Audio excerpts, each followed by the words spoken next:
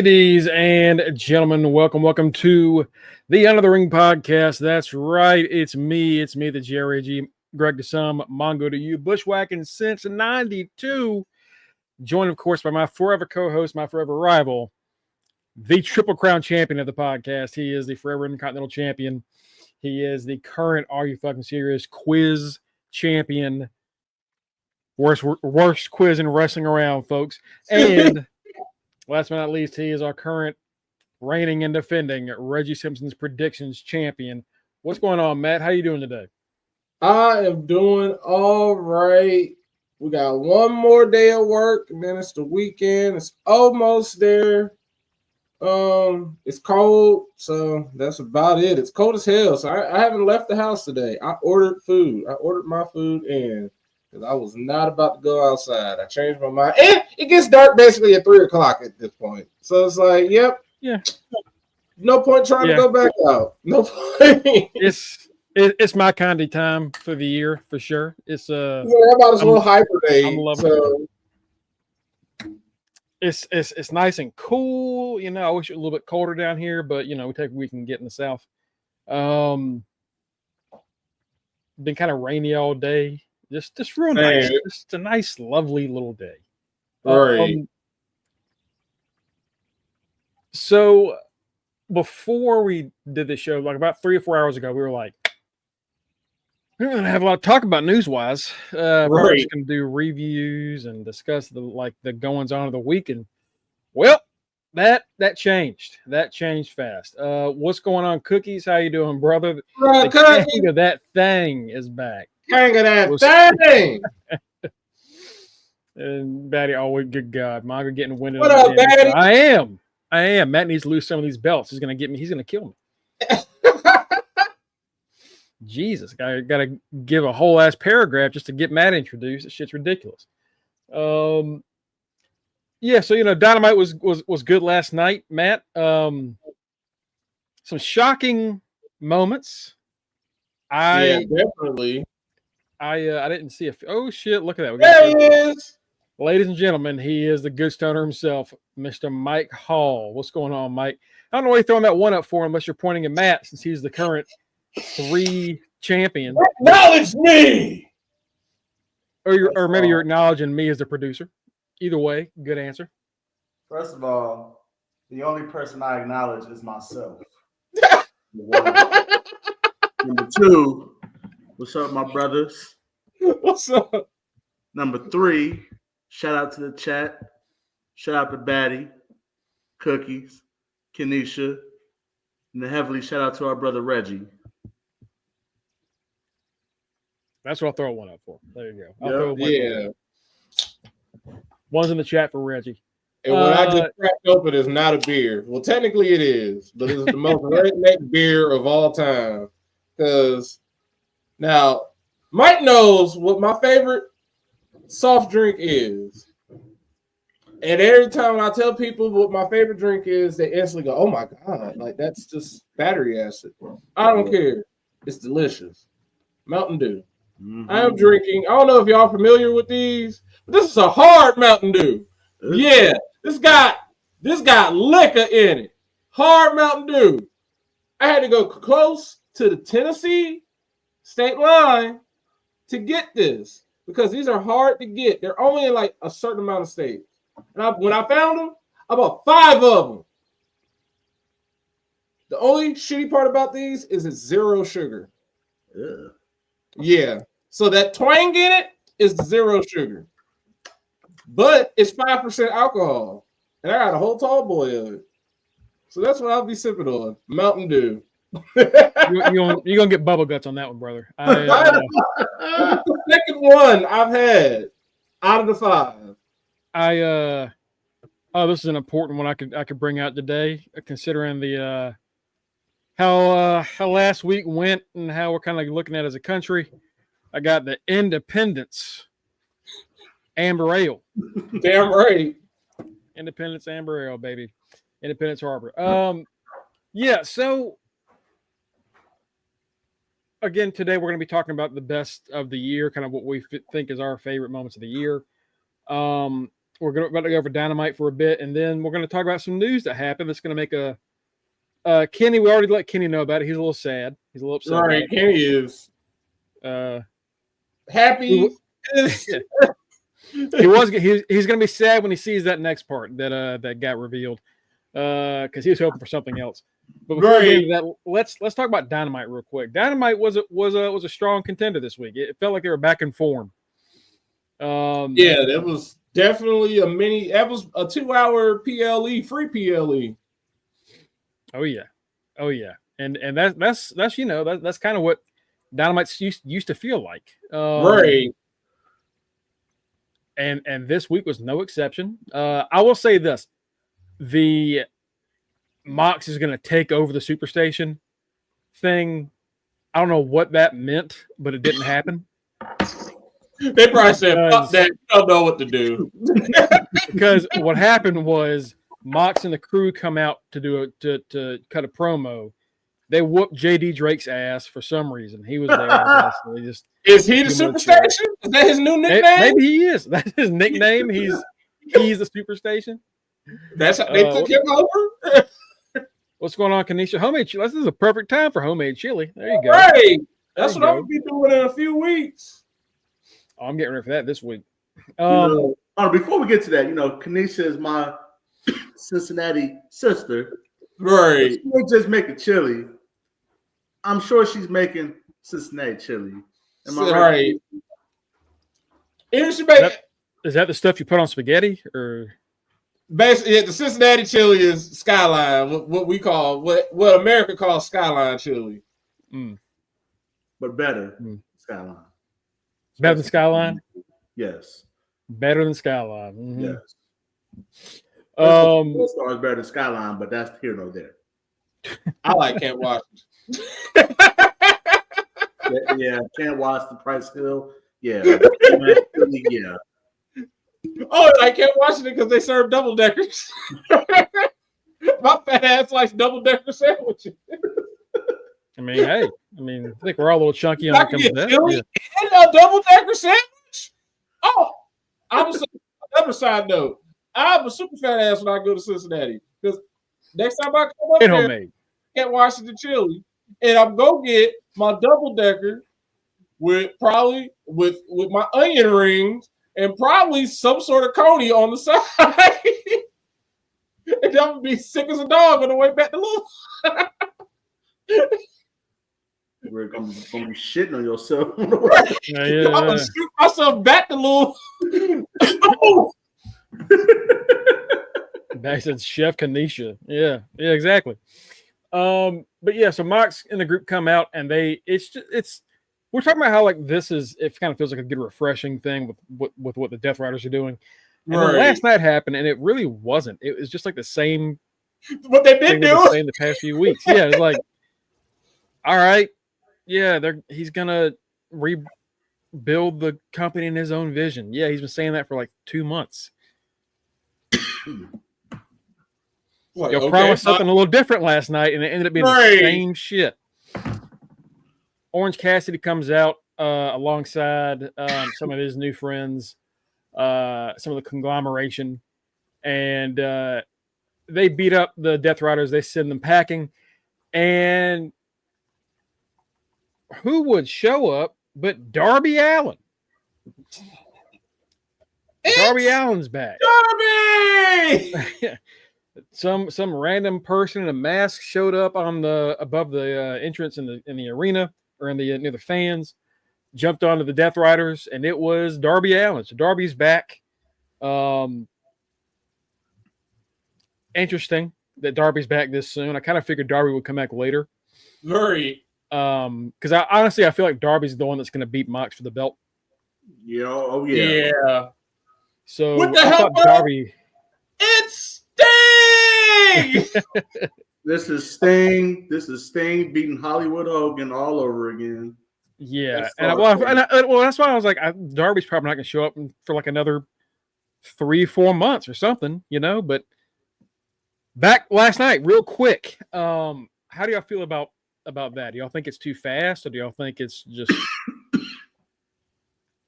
because that's my opinion. I think it might be a little bit too quick to pull that trigger.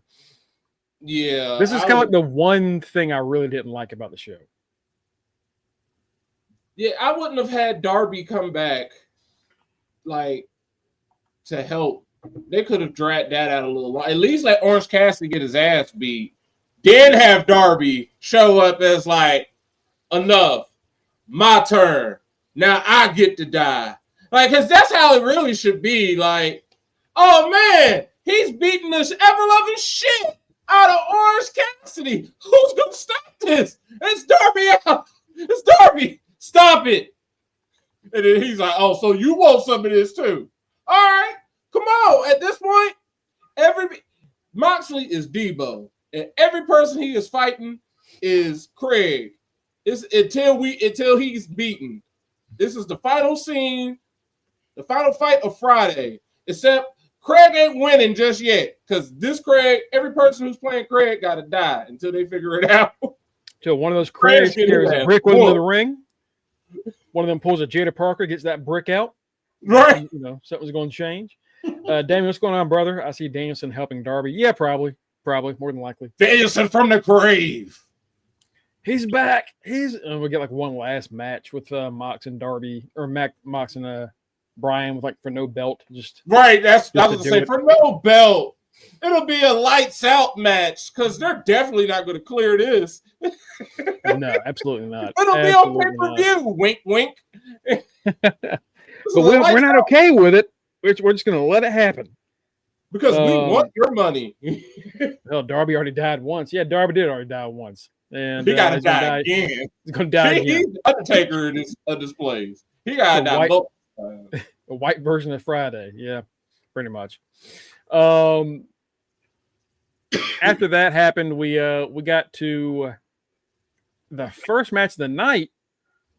Konosuke Takeshita and Adam Cole. Now, I think we did Roddy first. Roddy and Lance Archer first, I believe.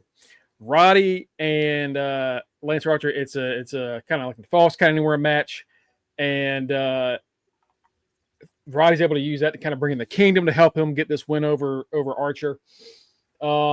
It's fun, you know. I kind of hate that Lance Archer's just always the big guy that gets beat.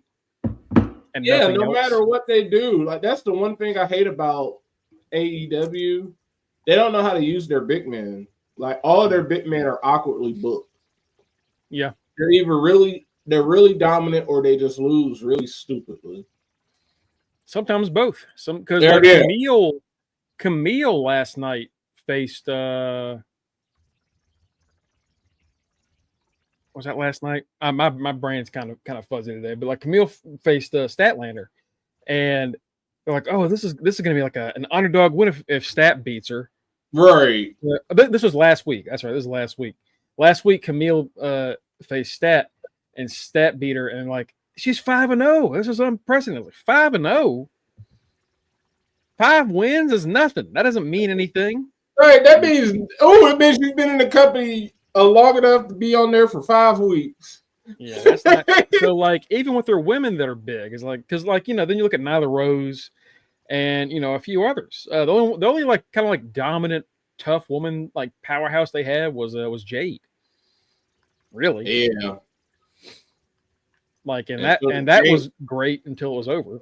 Right. As soon as Jade lost, she was gone. She said, fuck this shit. I'm out. I'm going to WWE. But so Roddy gets the win, and it's good that Roddy gets the win here. I wish it was anybody but Lance Archer. To be honest with you, it was anybody but him. Yeah, but it was good. Archer. It was good. Adam Cole and then Konosuke Takeshita are also fighting. Roddy and Cole are both in MJF's little win 3 matches in a row. Adam Cole pick your opponent thing, brother. He is jaundiced. Like what? That tanning bed, whatever tanning bed he is using, is killing him. Well, yeah. What's funny is like last week when he had his match, I can't remember who he faced, but when he pulled his knee pad down to do the boom, Oh yeah, his knee was not tanned. So it was like he was all yellow and this pasty ass knee. So when he did it this week, I was like, all right, did he get his knees this time? We're good on the knee. Okay, he got the knees. All right, knees are good. Then he overdid it. Yeah, he really did. I mean, good. He matched his entrance, like the Tron behind him is like his stuff is yellow when he comes out. Like his colors are black and yellow. He matched his Tron. I want to pull up a picture. Okay, all right. So by the way Cole starts this match, I love to death. And what he did was this is all right. Here's a picture of the end. He is no, I gotta get a different picture than that. But what he does is he's beating Takeshita's ass during his entrance music, right? During his own song.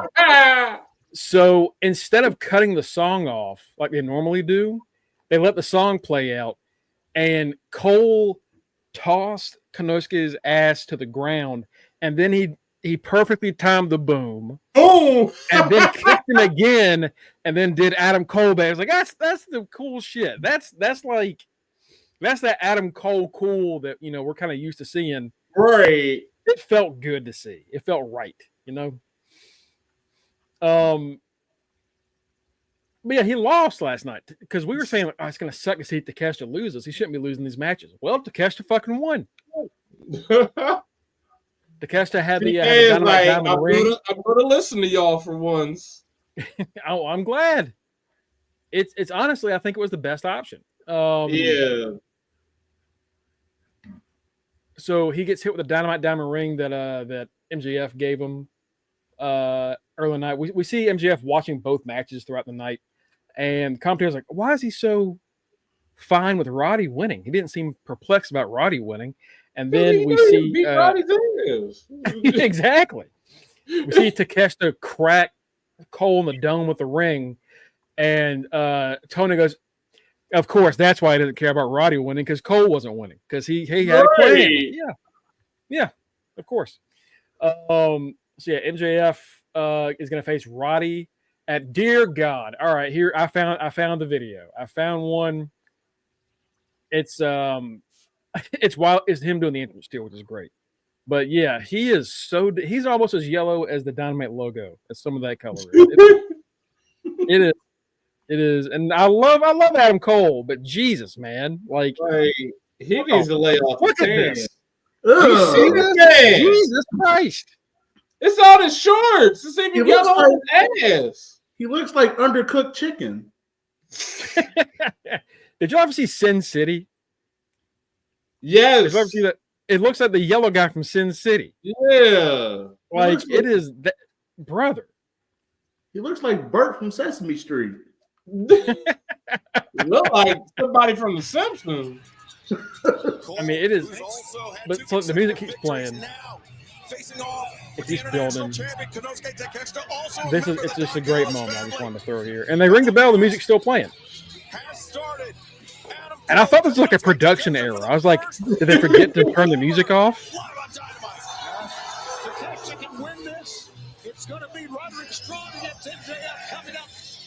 They're fighting through it. Sends his ass over. God damn, he is yellow. Jesus Christ. He definitely like a Simpsons character. That man is so yellow, like he don't even look natural. He's just out there glowing, and it's not even he look toxic. Looks like walking piss. That's what he looks like. I gotta know what is going on there. Like I hope that it really he ain't got nobody to help him tan. I pray to God it really is just like a bad tan. Because if this ends up being like, oh yeah, he's been sick for 3 months, I'm gonna feel like a dick. But I think it's just a tan. It has to be the tan because last week they was making like the knee thing, and it's like, dude, whatever tanning facility, whatever shit AEW's paying you good enough money, my dude. You need to spend a little bit more Go to the better place. Stop buying that cheap shit. Stop going to the place of the day of. Like it's bad. But I digress. Konosuke gets the big win here. Huge for him. We shouldn't be saying that. We should be saying like, oh yeah, of course Takeshita won. He's a champion. But the past few weeks he's been taking L's. But now he gets a big win over Adam Cole as he moves on. Good for him. So yeah, MJF Roddy at Full Gear. Clearly MJF's winning that one. Right. I'll be honest, when the Undisputed Kingdom joined Cole about a month ago, and I'm sure other people felt this way, I thought they were going to turn on him and join MJF. Or at least just turn on him and like not help him or like something. But no, they're staying with Cole. Now, after the match, there's a beatdown and Roddy comes in, and then Roddy's getting his ass beat by Lance before Cole's match. Cole comes in and helps Roddy, and then Kyle O'Reilly shows up to make the save. And I feel so bad for them because they were in the wrong city to do this. If you go to the right crowd, you're getting the Undisputed Era chants. You're getting right. That crowd was still like, everything. All right, who the fuck are y'all? Yeah. It was really disappointing. I expected better out of an AEW crowd. But KO Rock shows up. And then he kind of leaves Cole hanging. Like it looks like him and Roddy made up, but he still don't like Cole.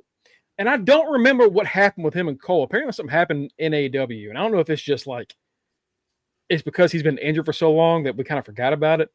They said Kyle O'Reilly still hasn't forgiven Cole. And I was like, forgiving him for what? At this point, I mean, I guess we see what they're trying to do. So they're going to reverse. The Kingdom is going to slowly get deconstructed, and they're going to bring back a bootleg Undisputed Era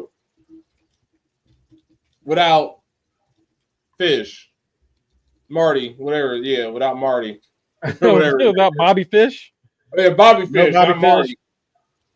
Who's going to be who are they going to get to replace Bobby Fish? They could just get Bobby Fish too.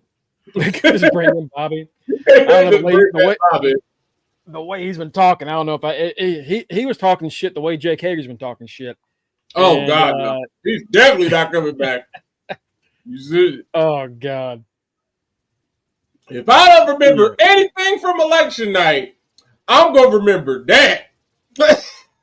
Jake Hager killing the rest of his career. I just happened to be casually scrolling when he started that. I'm like, oh, what? I mean, I kind of knew that, but you don't need to be tweeting this, sir.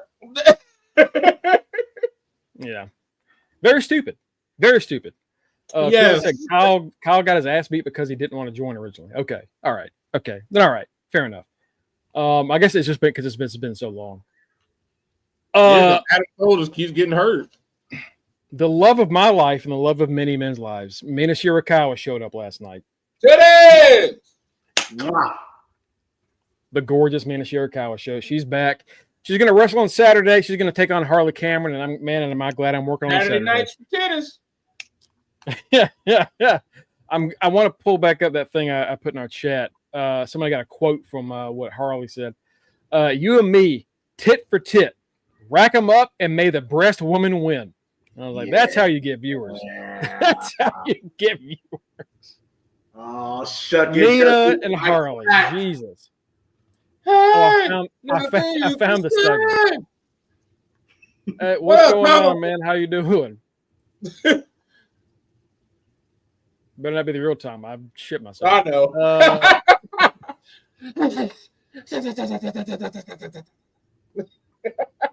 All right. Here we go. Here's the moment. First off, I don't know if I've been telling y'all like the one thing about Saturdays that I've loved is Harley Cameron. Harley Cameron, I swear to God, if they just kind of give her a bit more, like they kind of help her up a bit more in the ring, she is gonna be a really fun star for them. Yeah. Exactly. She's great. She's really funny. She actually had a pretty decent match with Thunder Rosa recently. It was like a hardcore match. The Day of the Dead match they had. But here comes this moment that I think broke Twitter last night. Hit, rock him up, and may If it'll load. you and me, tit for tit, rock him up, and may the breast woman win. I'll see you on Saturday. What is happening?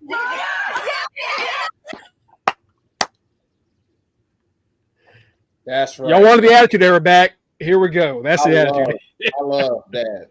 Even my title loved that. That was great. That's the greatest segment in AEW history. Yeah, that is why may the breast women win. That's right. I did not. I forgot that they did the shake off at the end. Oh, I was the equivalent of that for me. I already had that. I've already had my match of that happen. It was Lola versus Jada. It was battle of ass proportion. So now for you titty lovers, you got that in AEW. Yes, Lord. Thank you, Tony Khan. Thank you. You don't often do things right, but when you do them right, do them right. You heard it here first. Mike is finally Mike's finally come around on AEW. Cookies. Even I'm sitting here like, God dang.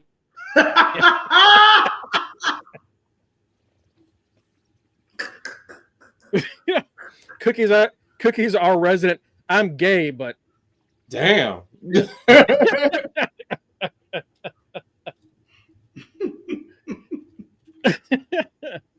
That's when you know that's a hell of a segment. When the gay man is like, fuck yeah.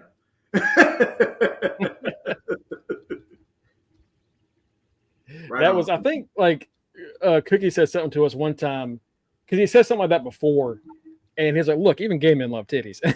Right. Cookie was absolutely right. Yes, he's everybody like titties. That's universal. We was all babies at one time, and what did we want to suck on? The titty. Mm-hmm. Yeah. Either we got breastfed or our mama said, "Oh no, you ain't biting on me. Suck on this bottle." We were sucking on a bottle or we were sucking on a titty. Oh, good. I honestly forgot the fucking shake off happened. I'm cracking up. Oh no, that was the highlight of my night last night. Was that shake off? Renee standing there. I'm like, man, I got no fight in this. Jamie Hayter was interviewed backstage, and then a vignette of Julia Hart cut her off. So I guess we're getting Julia and Jamie, which is a fun thing. I think Julia's still with the House of Black. She's been all of her segments and vignettes have been like crazy shit happening to people. Because I saw one where like a cheerleader got like shot with a bow and arrow. That was her. That was her cheerleader self. Oh God! That was her alter ego. So she killed her old self to be who she is. As I saw that, I was like, all right, Impact.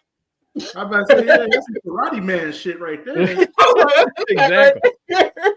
Exactly. Yeah, so Julia, man, I've missed Julia because Julia was our TBS champion for a very long time. I have missed seeing her on TV. I think there was a hole on the roster when she got injured. Yeah.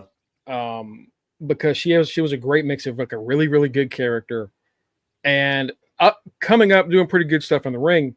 Where a lot of stuff in AEW, and now it's changing. Again, Harley Cameron is an example of this.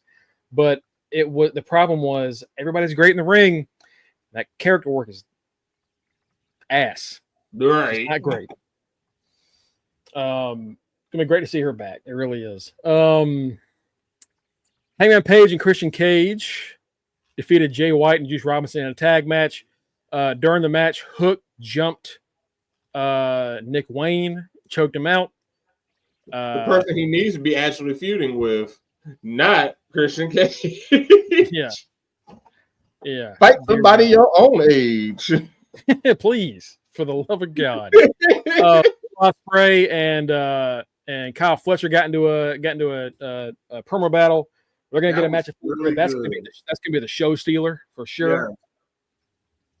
Yeah. That segment was really good. It was fire. No, both men did great. Motherfuckers put on a hell of a promo. Brother, Mike, I talked to you during it on the group chat. I didn't realize how tall Kyle Fletcher was. He's taller than Ospreay is. I'm like, Ospreay's a fucking pipsqueak. I've been staring at Kyle Fletcher ever since that booty ass promo with him. Wait a minute. Wait a minute. Kyle Fletcher is 6'3"? I know he can't cut no promo because that promo with him, Ricochet and all them, he had the worst promo out of all of them. No, I'm telling you, Matt. Last night, him and Ospreay, like when he redeemed himself. Yes. I highly recommend good. watching. My only problem with Kyle Fletcher is he out here looking like Julius Creed with that fucking haircut. He remind me of Ralph Wiggum when he fucked up in that promo a couple weeks ago. I was like, okay, Ralph, go on somewhere. I'm learning. Everybody else was intense and he was just talking. I'm like, oh yeah, we gotta cut him off because he don't know what he's talking about. Hello, Super Nintendo Chalmers. Like, right. Yeah, Kyle, go somewhere, buddy. Go off to the corner. So I'm gonna have to add that to our soundboard. Please. I'm gonna have to add him saying "I'm learning" to our soundboard. Anytime someone has a bad promo, we just "I'm learning." Britt Baker beat Penelope Ford in a pretty quick match. It wasn't in AEW women's fashion. Yeah, it wasn't great. I'll be honest. I don't know, man. I don't know what's going on with Britt. Coming back, like she's coming back from all her injuries and things. Is she's not broke up with Adam Cole? The breakup is what's killing her. The breakup. He's yellow. She sucks. Which would you rather be? Neither.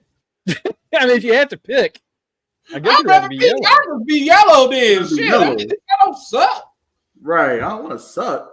I'd rather be yellow. I'm gonna be good at my job, but I'm gonna be yellow. I'm gonna be Homer. I ain't gonna be Homer. Homer suck at his job. That's Britt. She sucked. Batty said he took her talent back. Yeah.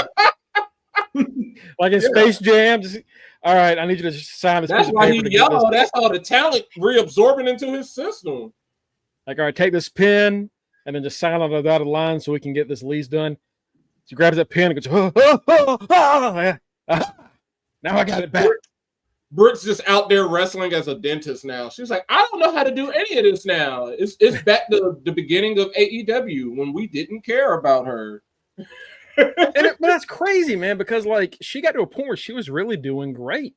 Right. Well, she was one of their best in the division, and now it's like it did Tony Storm happen, and then Mariah May happened, and then Sasha showed up.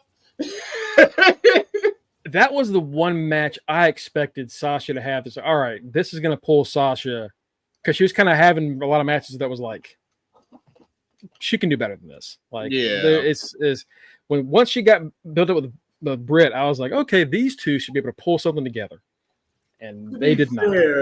They did not. It also didn't help that she was wrestling Penelope Ford last night. You're right. You're correct. Because Ford also just recently came back. And even before she left, she wasn't really doing much. So yeah, I guess you're right. That's it's part of the blame does go on Penelope. It was just a match. Yeah. Serena Deeb, I guess we're gonna go back to doing that now, which is Deeb's great, but also like, what the fuck has she been? AEW women's division is so ass outside of like the main title picture. Right. Well, it's not. I don't know if ass. It's just they have a lot of talent. It's no direction. Yeah, that's the issue. Is it just feels like they're just kind of floating. And Sasha doesn't help them by talking so much shit about, oh, this is why I joined them, because I wanted to be able to showcase women's wrestling every week. And it's like, girl, y'all only on TV for 4 minutes of in-ring time. What do you mean you came here to showcase women's wrestling? You went to Vince. You basically essentially went to Vince McMahon's WWE or with in the Divas era. You only got 4 minutes of TV time. Like we know Mercedes Moné is in AEW, but most of the time we see her. We know she's a TBS champion, but most of the time we see her as in segments. She's not wrestling. No. I think y'all have both said this before, but the issue with Mercedes, and I just said it there, is it's not a different character. It's just Sasha Banks. Right. It's still the same character. Mm-hmm. And Sasha Banks doesn't work in AEW. No. Nope. That character, WWE character does not work in AEW. And all she did was just change the name of her AEW character. Yeah.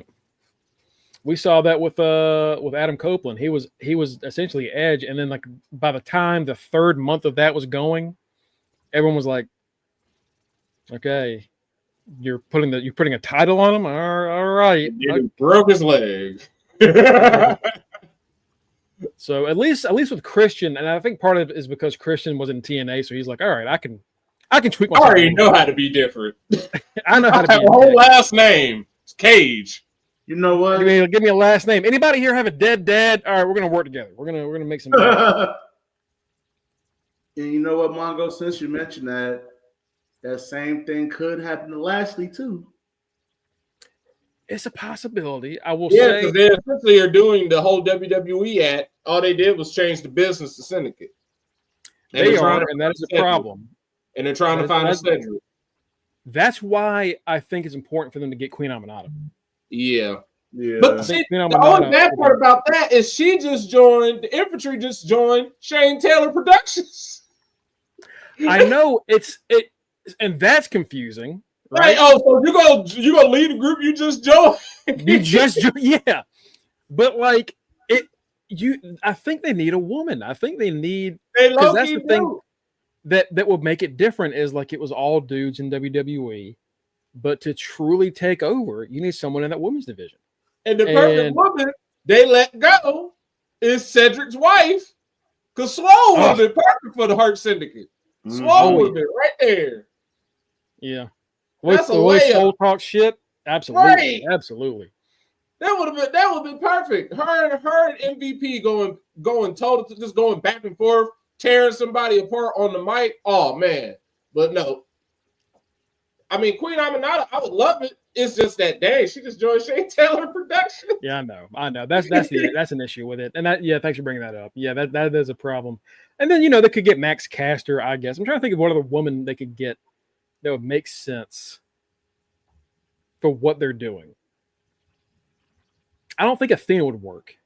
Yeah, because Athena is too animated. I don't think that works. I don't know. Let us know in the chat if y'all can think of anybody in the AEW Women's Division that can join this. And I think the only difference, and I think it's an important one that we're seeing so far, is they're letting Shelton Benjamin fucking work. Yeah, they're letting Shelton Benjamin go out there and actually get some wins and get some really exciting matches. Now he's of course not going to be at the same level as Bobby, right? So he's going to lose the most important ones, but Bobby is Shelton a title level. Yeah, Shelton is international all them other belts level, and that's fine. That's cool, right. Man. I think that's a key difference. Is in WWE they were not letting Shelton be a singles guy. Nope. They thought he was too old. They thought that he was there just to help others get better. But in AEW, they realized, hey, he still is incredibly talented. for his age. It's insane how great he still looks and still performs. Mm-hmm. So letting those two both be singles guys is going to help. But Bobby can absolutely run into that problem because I'll be honest with you, Almighty Bobby is essentially belt collector TNA Bobby. So it does. That is a fair point, Mike. And at some point, they're just treading water until they want Bobby into the title picture because that's essentially it's like, all right, let's get this swerve shit over with. This man ain't just come here to just wrestle. He wants some gold around his waist. You know, this man came here to make somebody a Nazi and came for two things. I came to kick Nazis' asses, and I came to win a belt. No Nazis here. That's when Murder Hawk just walks out. You said Nazi? What? What did you? Why did you come out? Why did you respond to that? That's my question. You know, Mongo, although she's not in AEW yet, because it's a possibility, the perfect person who could be with the Hurt Syndicate is Tasha Steelz. Ooh. Put Tasha Steelz with them. Yeah, my baby. Ooh. But we were badass. You put her because she talks a lot of shit too. You put that level of spice with MVP or Savannah Evans. Mm-hmm. If they just I like Tasha. Okay. That's not a bad choice, Mike. They put top like, and I say yet because it's TNA. You don't know what the hell goes on. You don't know. I don't know when her contract is up, but if it's up soon, she can. I can see her going over to the AEW. I would think it's got to be up sometime soon. Mm-hmm. Got to be. She would be great with that faction. Yeah. That'd be a good way to debut her too at some show, any show, not Full Gear because that's too soon. But they can let it slow burn. They can keep this searching for a fourth person going as long as they want to. Because the three of them, we know the three of them are established. So whoever that fourth person is going to get the rub of joining the group. It's essentially the Black Four Horsemen. Mm-hmm. And I mean, hey, just to talk about it, Kiera Hogan's still there. I was gonna say her too. She was the first one I thought of, but I was like, she need her and Red Velvet both need something. Because Kiera Hogan could talk her shit, and she's great in the ring when she actually wrestles. But a woman that would be obviously that would stand out.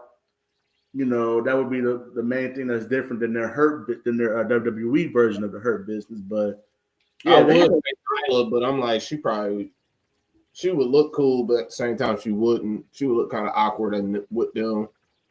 Shit, I was thinking if Cookies. If you're gonna turn Willow, why not? Jesus, why not Willow? Willow's not a bad choice. Cookie said we're not going to add a white woman like Nikita. No, we're not. Hell no. No, and when you add a white woman, it be less like we added Owen Hart to the nation. So didn't make any damn sense. A heel Willow is not a bad idea either.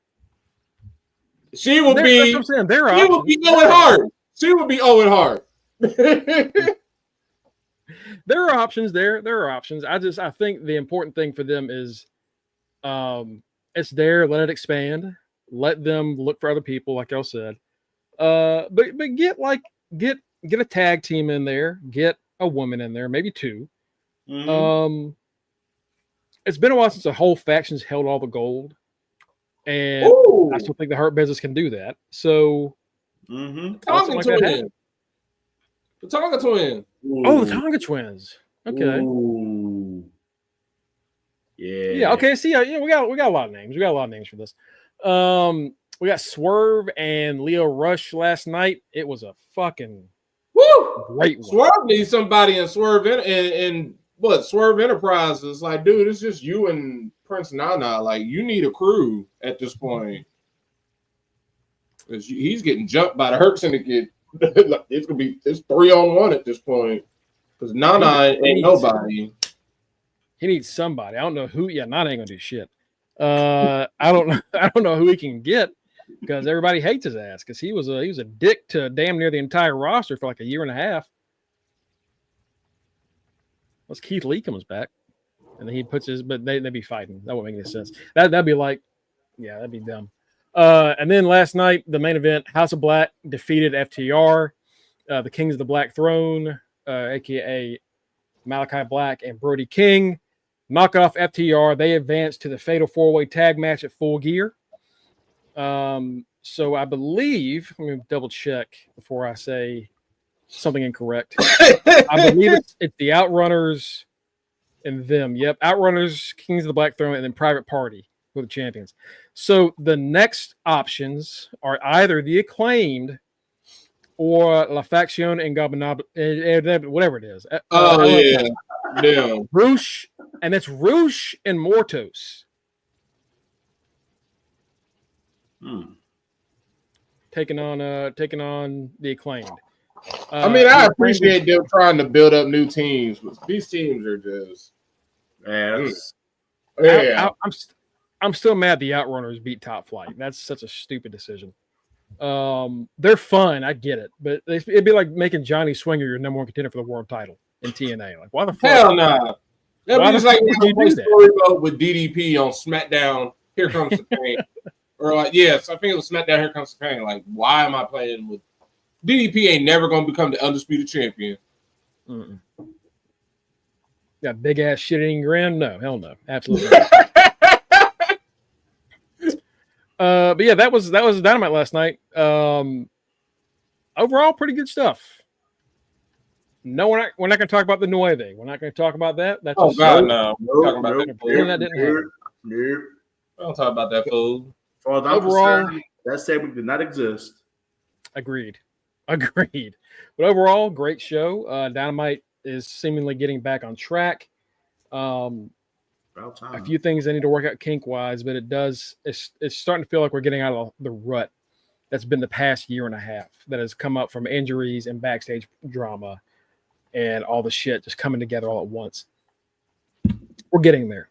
And they could be doing better if they land this 2-time X Division champion, Speedball Mike Bailey. So earlier today, Fightful revealed that Speed's contract actually expired on November 1st. I believe on today's tapings of Impact, they wrote off Bailey, which is why this is being discussed now. And at first they were saying that he could either go to AEW, WWE. WWE at one time was going to offer him a deal, and then he got stuck in Canada.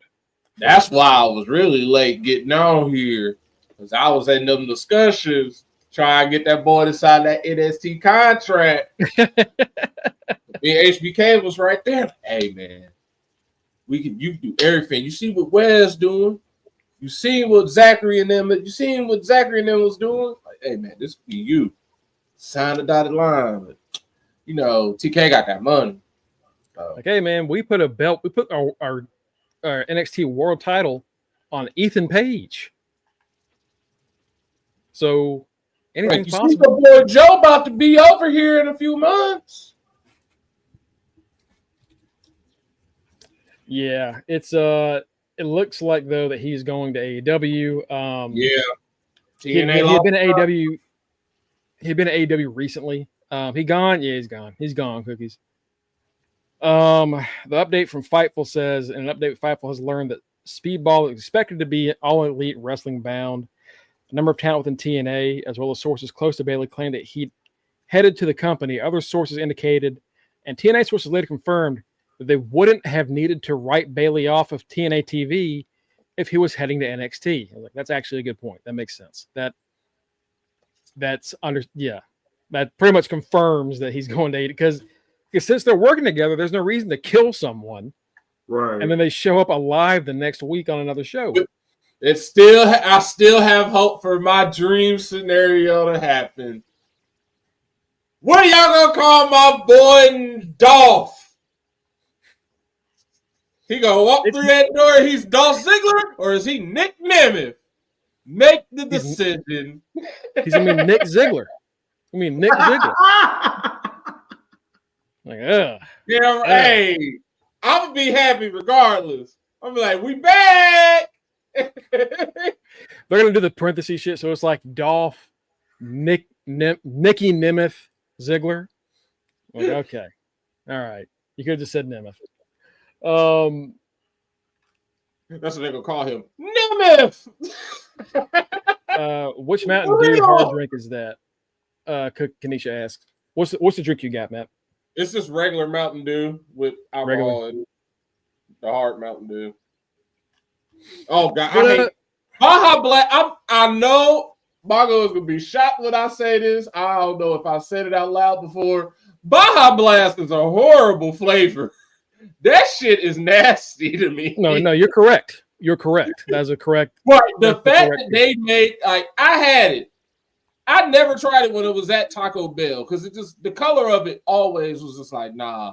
The flavor, like the description of it never sounded good to me. I tried it like all these years later. I got it in a 24 pack.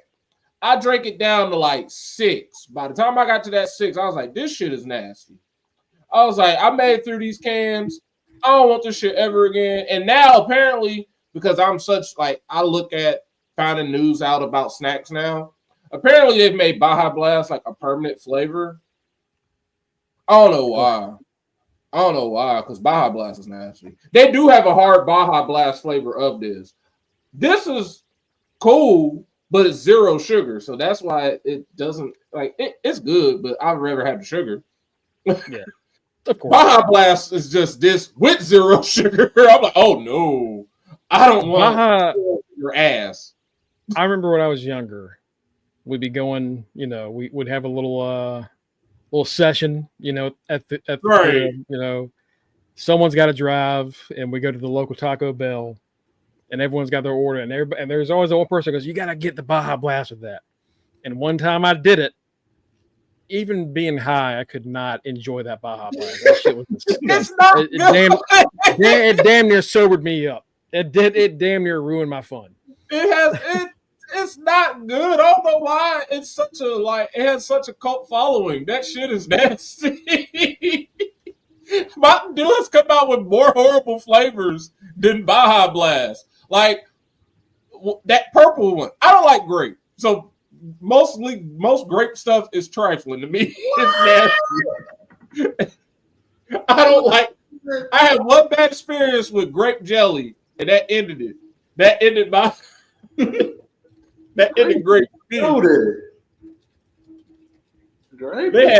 had great flavored Mountain Dew. Oh no, I threw that shit super went in the trash. Apparently the chat disagrees with us. Cookie says, "What is so good?" Batty says, "Nah, y'all tripping." I do not like Baja Blast. And then Cookie says something. I'm not gonna say what Cookie said, but I'll show it. That's it, y'all. You better catch me drinking that purple drink. I don't want that purple drink. I want some grape drink, baby. I like purple drink. I'll take it depends on the grape. Like if what I drink the fuck is juice? I want some apple drink. Green.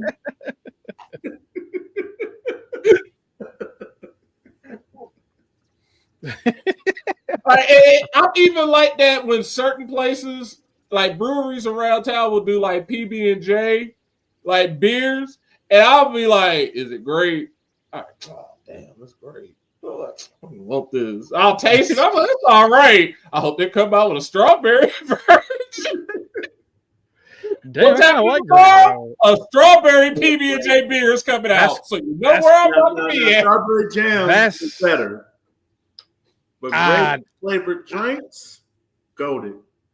I prefer grape over strawberry in general, just on anything really. This is where I'm going to disagree with y'all. I think grape is superior flavor. Grape, but then I had spoiled grape jelly, and that just ruined it. Okay, fair. That's fair. What's the white equivalent? What? I was going to say grape. I like white grape. White grape is awesome. I was gonna say the white equivalent's like banging your cousin, but that White grape. I like the white. I like the white version of grape. I don't like regular grape, black grape. I like white grapes. that's crazy. Really? I like the white grape sparkling water. Those are the best. That grape packet really fucked you up. It really did. It really I did do ruin not things for like you. grape. That's crazy. That's crazy. I said it. What would be the white equivalent of like? Oh, and raspberry is trifling too. Ugh, yeah. Yeah, fuck raspberry. I don't even like I don't even know why that was a cream saver flavor, because that was the nastiest flavor. How was that? What was the flavor? What'd you say? Raspberry and cream. Like, I don't know why that was a cream saver's flavor. Like the peaches and they had like peaches and cream and oranges and cream, but that raspberry one was like, no. Who selected this? But cranberry, anything. Everybody know cranberry go hard. Or as they like to say, cranberry got babies with everybody because they got cran grape, cran apple, cran orange, cran pineapple, cran Mike, cran Mongo. So y'all seen those commercials with the guys waiting in the water at the cranberry farms where they like Did y'all realize what the deal is with spiders there? Oh no. Okay, I'm gonna fuck up cranberries for y'all real quick. Cookie says no, I'll fuck up orange and cream. At cranberry farms, they have wolf spiders out there to help keep other insects off of their product. Right? Oh God. But when they flood the place to get the cranberries to come up, the spiders are looking for the tallest thing they can find to survive and get off the water, and that's going to be the workers getting the cranberries. So a lot of times when they're asking for people to come in and apply for jobs, the first question they ask you is, are you afraid of spiders? Because you're going to be covered in wolf spiders a lot of the time. Oh, and hell. Sometimes they will bite you. Now they're not going to kill you, but they bite and they hurt. Yeah. Yes. Fuck that.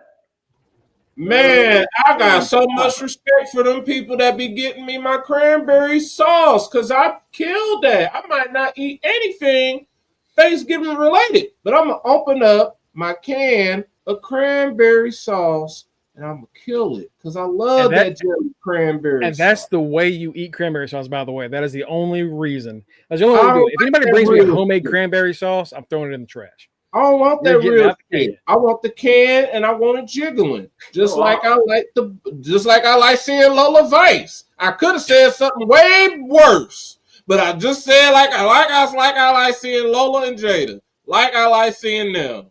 Maddie's Angel. Yeah. You don't like the canned sauce? Cranberry go hard all the time. Really? Cranberry cider? You don't like it coming out in the shape of a can? You don't like that? Easy to slice. And the sound of it is awesome. Yeah. That hard ass sauce. Yeah. Yeah. Yeah. Hard ass. Ugh. No, man, sir. Like Kurt Angle and milk, that's me and cranberry sauce, baby. My mom asks me every year with a smile on her face, you want some cranberry sauce? You know I don't want no fucking cranberry sauce, mama. I hate the way it come out that goddamn can. I you love said 9 with Mike. What the fuck's wrong? It's fucking gross. Thank you, Cookie. It's delicioso, baby. That shit is gross. Oh, Good God. Hard ass gelatin. What the fuck? Jesus. Yeah. So Speedball's going to AEW. Now we got back on topic. I'm sad for him because like I'm happy, but I'm sad all at the same time. And this is probably the same way. It's the same way Kenny probably feels. I'm happy to see him flourish and go to a bigger stage, but it's like, yeah, it's no shocker you're going to AEW. But if you went to WWE, man, yeah, you're going to get that big debut. You're going to be that hot commodity for a couple of seconds. But essentially, they already have a Speedball Mike Bailey there already. His name is Ricochet. He just got there. Yeah. So, like, I was gonna say Pac. I was gonna say they already got a Pac, but yeah. Like, essentially, yeah, they Ricochet. got Ricochet, and now they're getting Canadian Ricochet. You know, I think that's partly the reason he went there. Is I think he wants to still do stuff with like Maple Leaf and other things. Okay. And if he goes to WWE, that's They not an gonna option. cut that. Yeah, WWE you can work with the places that WWE is currently working with, but that's it. You know, You could get ID'd. I'm already over that bullshit. oh, seeing a new name pop up every now and So then. many people have been ID'd that I don't give a damn now. That's the ID. I don't give a damn. There were a few that I was like, oh shit, all right, good to see you. And then like I saw 2 today, and I was like, I don't know who the fuck that is, but all right. Right. All right. And I guess that might be the point. Maybe that's the point. Is it supposed to be Captain people that and like? Buddy have been ID'd, Mike. I think that's the point. Is like it's supposed to be people that aren't well known enough to like be like a big signing deal. Oh my god. That's where they get down to it. It's like who? That's how you know. That's how you know. Who are these? Captain hit rock bottom. ID. And if Buddy getting ID, they broke.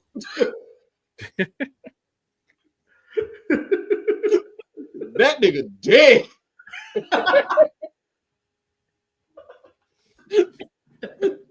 That used to be me and Mike's alter egos on 2K. Money and the Captain. Mm-hmm.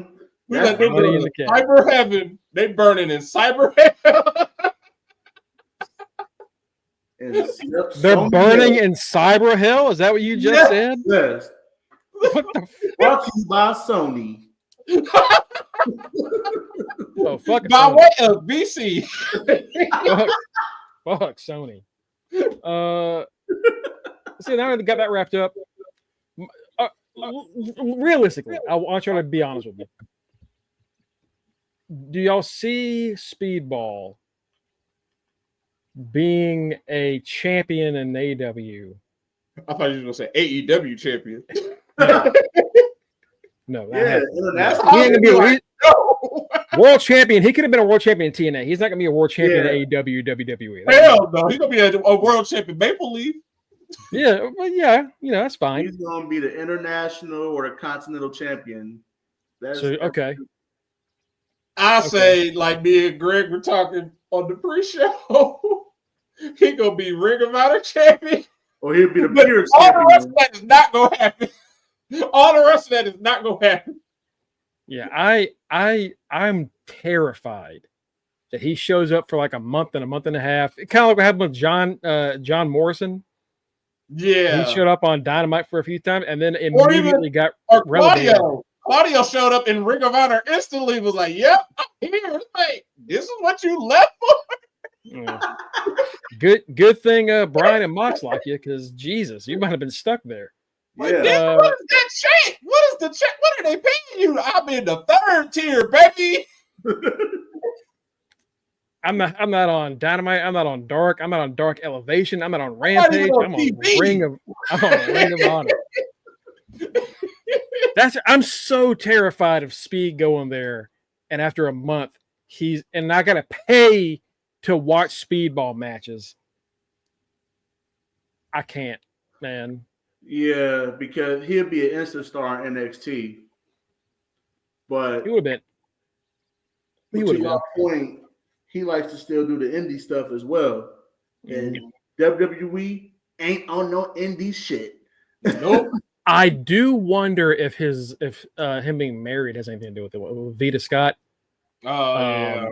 Because Vita used to do stuff with the Ring of Honor, and I think she kind of comes back every now and then to do stuff with them. I wonder if he was like, "Hey, if I come here, can you sign her as like an announcer or like commentary or some kind of thing?" And maybe AEW offered that. I think we're gonna see details soon enough about it, but I don't know. I'm worried about him. It's sad that he never won the TNA World Title because he was the workhorse for that company. Like that man put on banger after banger after motherfucking banger for a couple years now in that company, and he should at least got one TNA World Title run, at least one. Yeah, and that's we're going to leave that into the next in our final segment of the night. We're talking about our favorite matches and moments of the year. Considering the next, like, we have 5 or 6 weeks left in 2024. Most of those shows on Thursdays are going to be prediction shows. So I don't know if we're going to have time to do this. We're going to go ahead and do this now. And then if we want to do one at the end of the year, if we have time, we can do like an end of the year awards. But for right now, just off the top of your head, like things that you still remember at this point in the year that you were excited about, whether it's WWE, TNA, AEW, whatever the hell you're watching. Chat, if you can think of anything, let us know. Put your favorite stuff down there. We're talking about Speed. The match that Speedball had with Vikingo recently in TNA for the X Division Championship was phenomenal. And incredible. Honestly, that whole show was good. Right. There were a lot of great moments there. So that was Bound for Glory. The week before that, when he fought Leon Slater, I was like, "Oh shit!" Oh my! And that got people excited for Leon Slater. Mm-hmm. Man, Leon Slater can go. He's fucking next. Yeah, for sure. Like that's the one thing about AEW, like, man, like not AEW, TNA, where we're like, man, they're losing Speedball. They already built up Leon Slater. Mm-hmm. They've got quite a lot of talent to. That's why, like, now they're losing Jordan, they're losing Speed, they're going to lose Joe Hendry, but they have a pretty good amount of talent to fill the void, right? You know, because Jordan, you know, we're losing Jordan, but they just made Masha the big beast of the division again, which is rightfully so. And speaking of Bound for Glory, I think Masha and Jordan was my favorite women's match of the year. Okay. At Bound for Glory, those two beat the absolute shit out of each other. And Masha getting her big win over Jordan at Bound for Glory, which is essentially their WrestleMania. Yeah. Was huge. It was huge for her. Now, Masha has also been having matches with the WWE talent at like Bloodsport.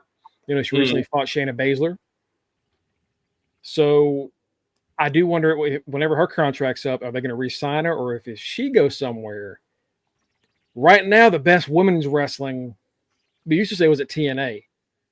And to be completely honest with how we all feel here, I think the best women's wrestling is in NXT from top to bottom, as far as how many matches are going to be on TV a week, how many storylines are going at once. It's consistent. The NXT is carried by the women. Yeah. Mm-hmm. Yeah. Like they put the show on their backs 1,000%. Mm-hmm. I'm out here waving the NXT flag like I'm old school Triple H with black and gold, because, you know, HBK don't be doing all that. He kind of just be chilling. So I gotta be Triple H. He really, I'll wave it along too. Goddamn. I gotta be Triple H. We are in NXT. I gotta do that because HBK is, hey, I'm just here. You know, I'm doing it. It's your boy, the Shizzle. It's like I said in the group chat, well, in the group page and on Top Rope. I said, even though I'll forever be a black and gold mark, but HBK's NXT is must-see TV every fucking week. It's always a ton of shit that's interesting. And the greatest thing about HBK, he knows how to fit a lot of shit into that 2-hour window. And it flows. Nothing is stagnant about NXT. It's the one show I can consistently predict for y'all. Just off the top of the dome. I don't have to do no research. I just watch it and be like, oh, I know what's happened instantly. Yeah. And it's like I said before, NXT is saved by the bell of the college years. It really is. world. And I love the college years. Like, that's what it is. You got these young adults, essentially, on this campus, and chaos ensues every fucking week. And you don't know where it's coming from. Because we stand at the edge of tomorrow. Yes, Baddie. Like, what is he singing? The theme song to the college years. Yes, Baddie. Yeah. I knew Baddie was going to say that. But that, Mike, you were talking about this earlier in the group this week about how they evolved so much over the year, Jakara and Lash. They've come a long way, man. They've come a very long way. Baddie, that is also one of my favorite moments. Yes, those two. One of my favorite moments for the year, probably in WWE, was just finally seeing. Well, it's two of them. Seeing Damian Priest, the whole progression from 2023, him winning Money in the Bank, and it finally seeing him get to do something that nobody else, except for Seth Rollins, get to do, was cash in at WrestleMania. Like, they've held off on doing that for so long, and they finally let somebody else do it. And now that, like, all these months later, he had lost the title to Gunther. That's the other moment, finally seeing Gunther achieve everything that we knew he was going to be able to do, just to see it actually finally happen. But, like, to see Damian Priest where he is now, that all started at WrestleMania. Like, the crowd pops for him like crazy. And that started at WrestleMania. So for him to be where he is now, he's basically at the level that he was at when he was North American champion at NXT, except it's just 1 million times more because he's on main roster. Like, they get the crowd gets geeked when they see him come out, and I love that for him. Just to see, from watching him in Ring of Honor on Saturday nights when I ain't doing nothing but just sit up there drinking at midnight. Me and Mike would be sitting up there like, "What the hell is a punishment martinez?" And now we are Damian Priest. Like, oh shit! I used to be like, Punishment Martinez. First of all, that name sounds hard as hell. Right, Undertaker looking dude.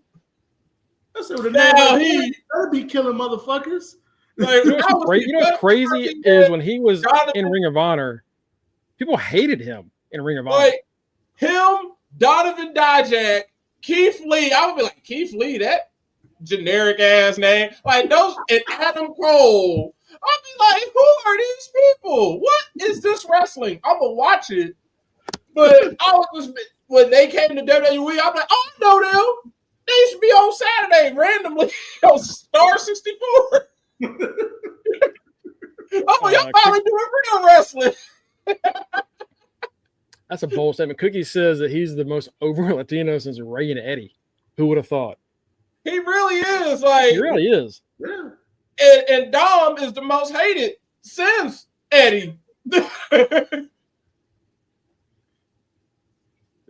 Yeah, Dom, Dom, what a year he's had, man. Good God. The real women's championship.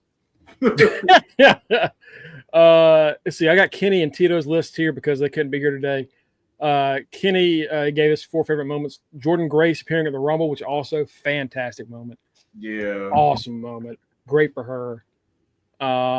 Jacob Fatu finally showing up in WWE and just being treated like the star that he is. Man.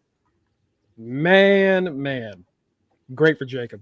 And then Takeshita finally winning a belt. Yes, they waited too damn long on that, but I'm glad it finally happened.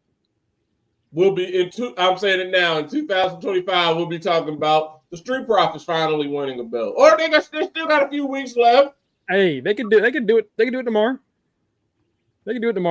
Yeah, because they talking shit saying it starts tomorrow. What starts tomorrow? We don't know.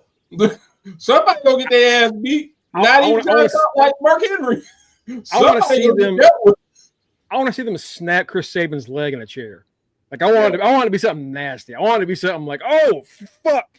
Like you already know what I'm saying. Somebody get shot. Like, I want to have to wait until like the Rumble for the guns to come back, and then we do that. That's what I want to see out of this. Montez pulled out a gun and he shooting Alex Shelley right in the foot. Who was it?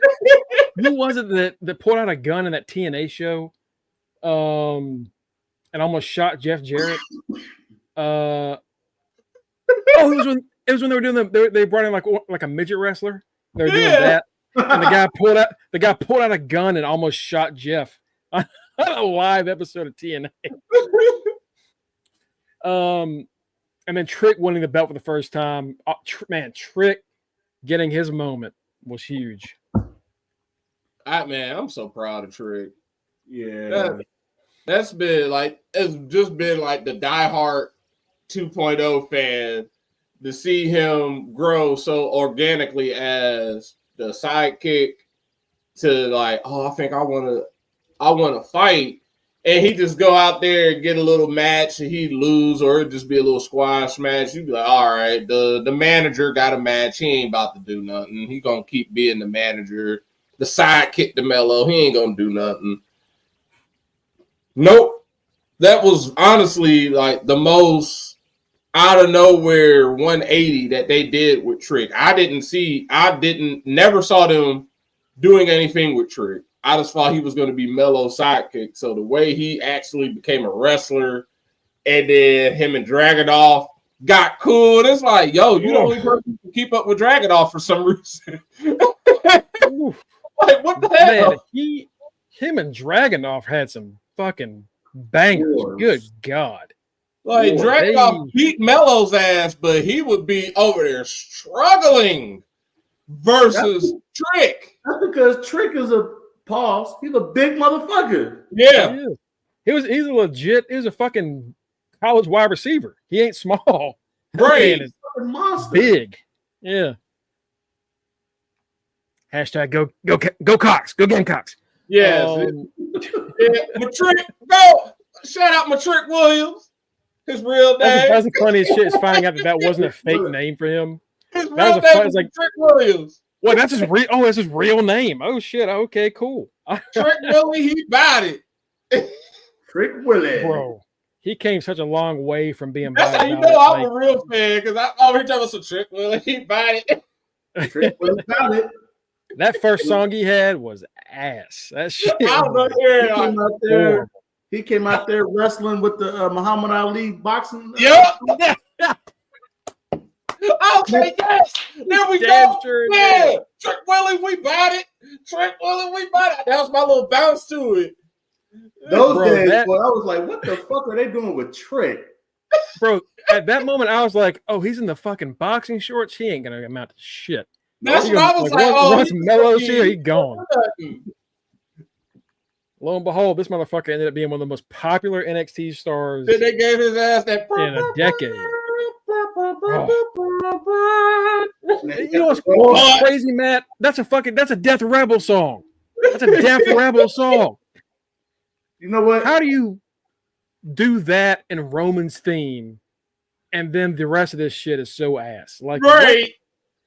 What happens? Because let's be honest, if Trick's theme wasn't as good as it is, he's not over as much as he is right now. Well, let's be honest. Book helped that theme get over. He did. That's I like it. Oh yeah, man. Come on. I had to put the Wade in there. Not the Wade. Oh God. By the way, he gets shit on a lot. Booker T is one of the most. The NXT commentary is low key my favorite commentary crew in wrestling. There's times where they are fantastic. It's almost as if me and Booker are the same person, because I'll say something and then a few minutes later he will say it. I'm like, I'll even say it in the chat, like, yo, I just said that. How? Booker, how are you and me saying, like, how are we just on the same wavelength for some reason? Like, I love NXT. Booker T was one of my favorite wrestlers growing up. Like, I got to see him. I saw his singles run start. Like, he was a tag team wrestler. I know he was in Harlem Heat and all of that. Oh, look at that. Jake Elliott sucking ass like usual. That's why you ain't on my team no more. But it's like I saw him start his singles career basically at the end in that Attitude Era when WCW was closing up, when he won his first world title and all of that. And he was the face of WCW for the Invasion. Like, as much as people try to shit on the Invasion was low-key cool. Like, it was cool to me. Like, I wasn't mad about the big names not showing up because I remember when WCW ended, Booker T was the champion. And as far as I was concerned, Booker T is there, so they good. They got that it also introduced like Rob Van Dam and some other like tag the Invasion did give us some good stars out of the whole thing. Like the people that they were good, just good and bad. The people that were there honestly helped it because they're the names that we still use today. Like who was at NXT and ECW? Booker T and Rob Van Dam. who was in ECW when that shit came back, even though nobody asked for it, all in 2007. Booker T and Rob Van Dam. Like they were there. If they just subbing, it wasn't their fault. It wasn't their fault. It really wasn't. Like it wasn't their fault, but that's what makes I like Booker T. That's essentially it. Like he got his just due in WCW.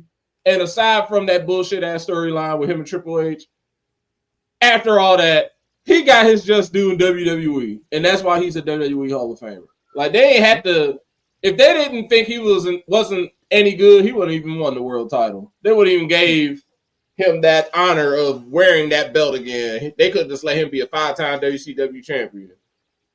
Well, that's like the running thing for Book, because people are like, he didn't run the real world title for them. Like, yeah, but in the record books, he's on the list with the other WWE champions. Right. Like it still counts, guys. It's still right. whether it wasn't the biggest belt or not, it does still count there. He was on WWE television. Exactly. Like at the top. That's what people got to remember about all that. Like, he didn't win the WWE title. Yeah, neither did Dolph. But Dolph is a multi-time world champion because he won Big Gold. Big Gold is still considered. And as much as WWE tries to, and Vince, because this ain't Vince, this ain't not Vince, this ain't Triple H, this is Vince.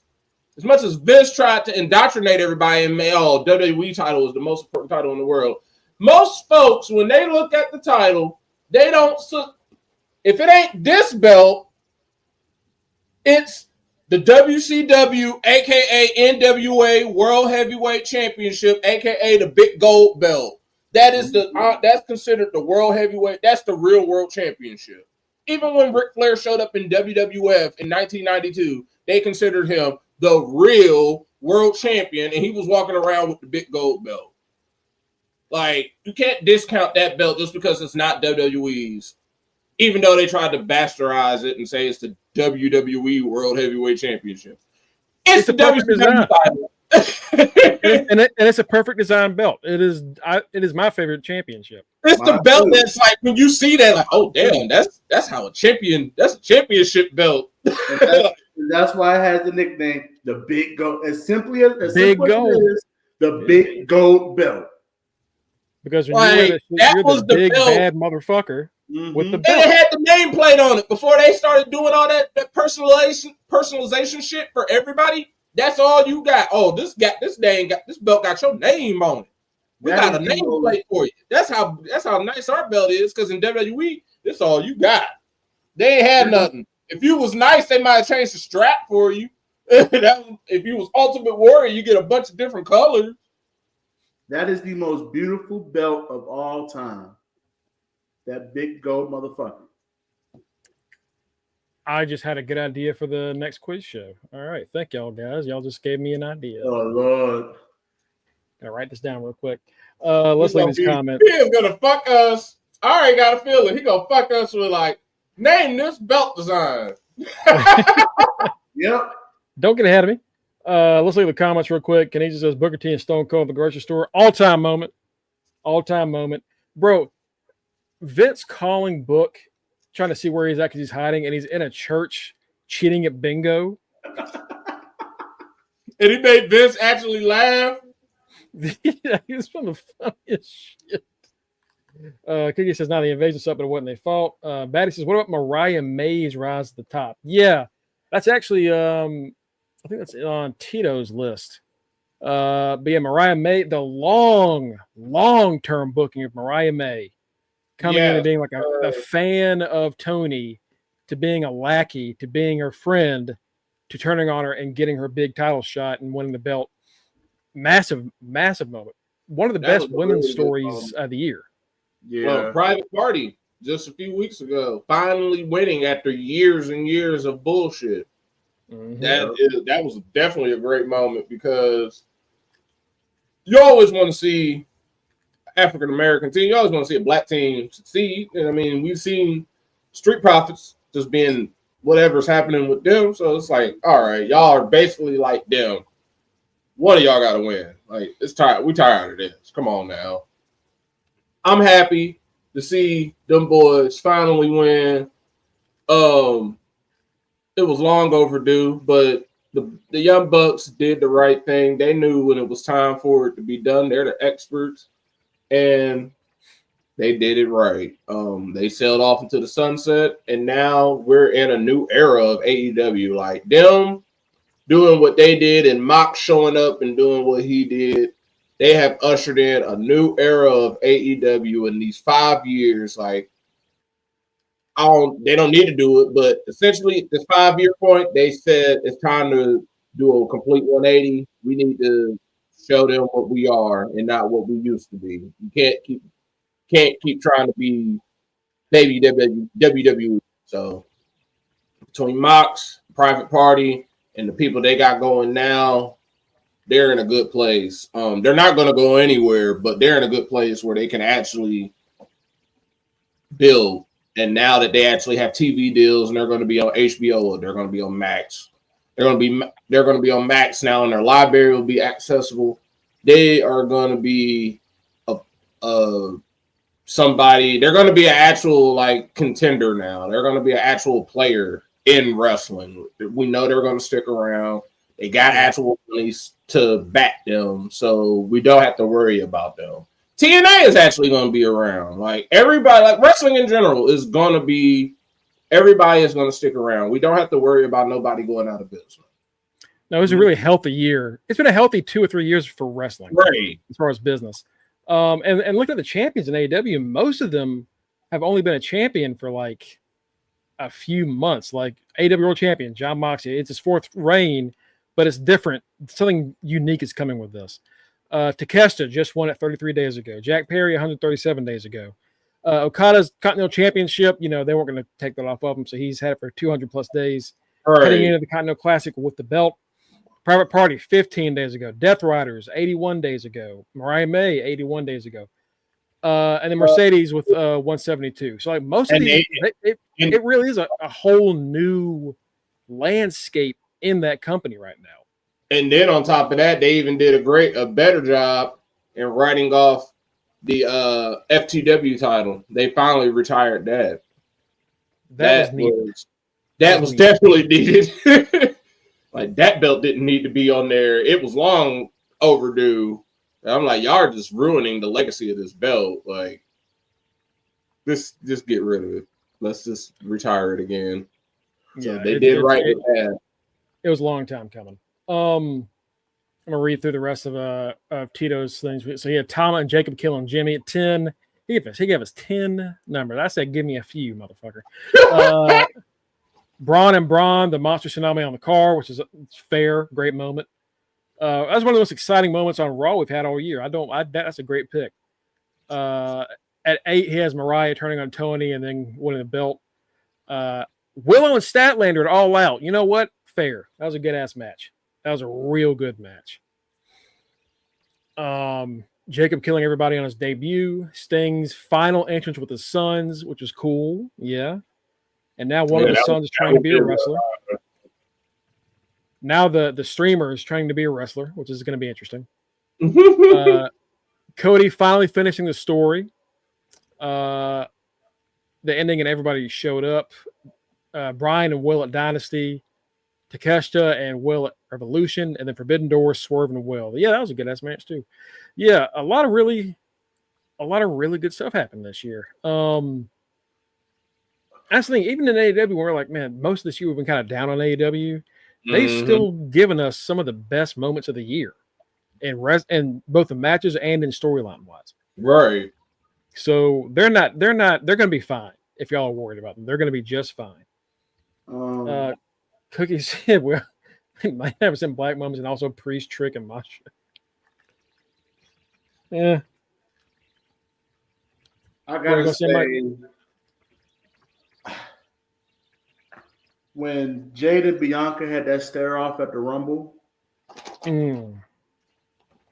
it's like, finally, we got these two marvels in the ring at the same damn time. And we're finally getting a glimpse of the future. And they looked at each other like, oh, shit. Oh, shit. Like, girl. You know how Bianca be like, girl, She looked at Jay like, girl, That's why I was salty when they swerved the shit out of us and had them become a tag team. Well, in the last Battle Royal on Raw, now that you mentioned that, Mike, where EO won and became the number one contender, when it came down to the final four, EO and whoever was the other fourth was down. Jade and Bianca had a stare down with each other.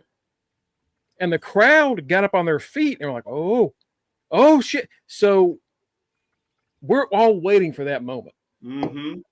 We're all waiting for it.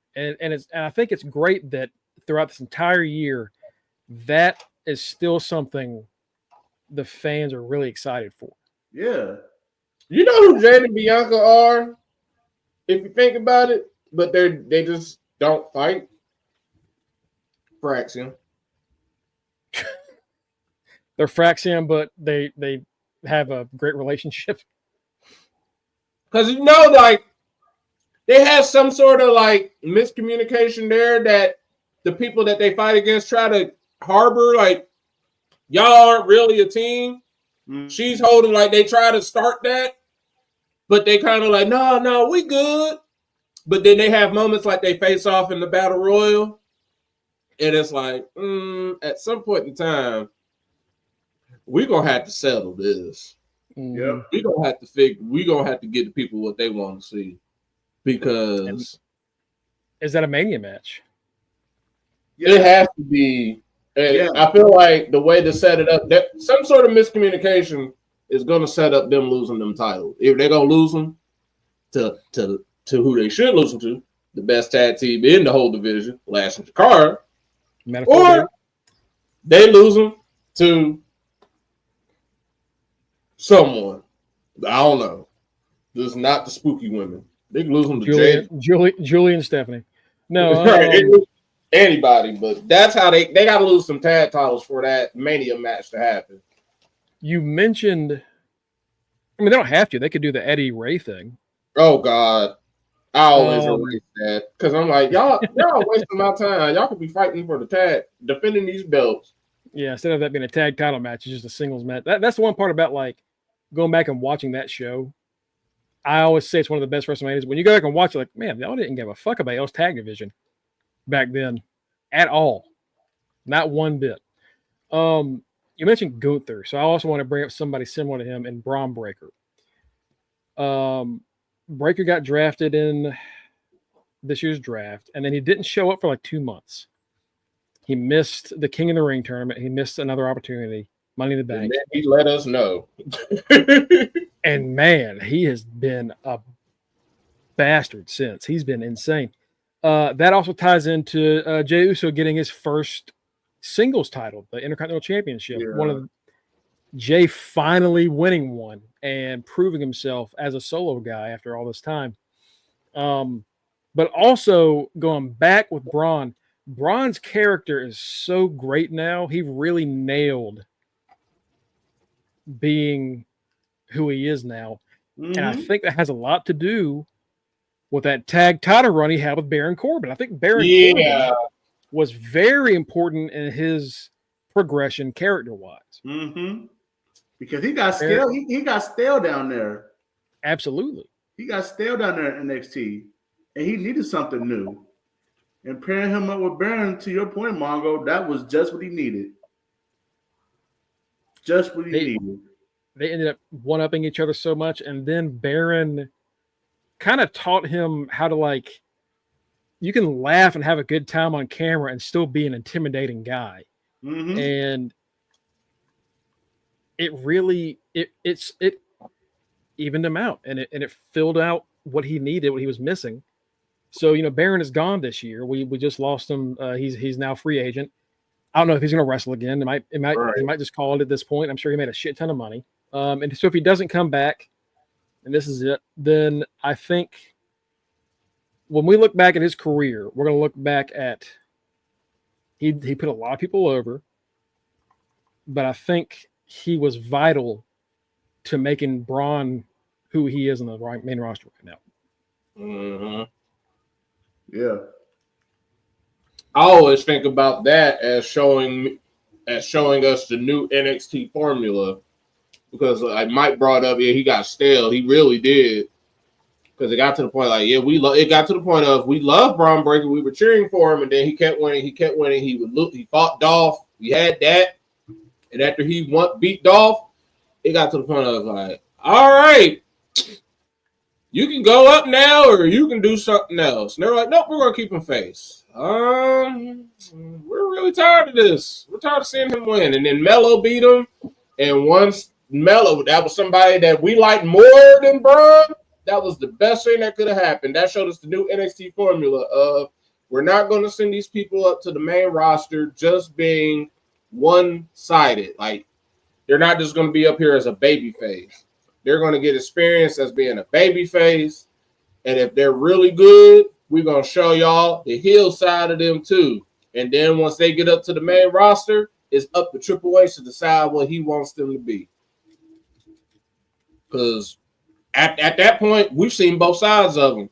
So Triple H literally has to decide. Either I want badass Braun Breaker, or I want where my dog's at Braun Breaker. Because that Braun Breaker is there when he does that. Baltimore! Where my dog's at? And everybody, oh, that's face.